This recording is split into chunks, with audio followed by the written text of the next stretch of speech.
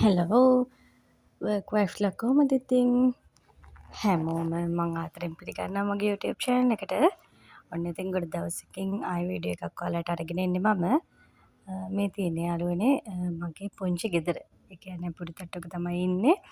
ඉතින් මේ ස්ලැබ් එකේ මං කරගෙන යන පුංචිම පුංචි පැළතවාන පෙන්නන්න තමයි අද ආවේ මං ඔයාලට.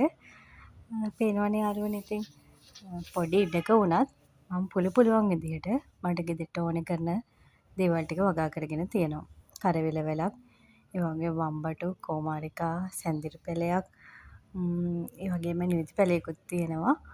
ඉතින් අපි වැඩත් එක්ක කොච්චර කාර්යබහුල වුණත් මං හිතන්නේ මේ වගේ පුංචි දෙයක් කරන එක අපේ ජීවිතේට හරිම ආස්වාදයක්.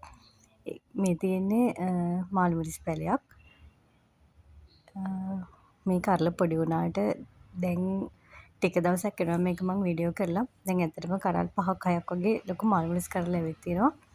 මේකේ පොඩි ගෝව ගෙඩියක් තිබුණා. ඒක මං කඩලා උයන්න ගත්තා. මේක තමයි යාළුවනේ මං පැළ වගා කරන තැන. ඉතින් ඔයාලත් මේක බලලා පුංචි අයිඩියා එකක් ගන්න. එහෙනම් ආයෙත් දවසක හමු වෙමු. බයි.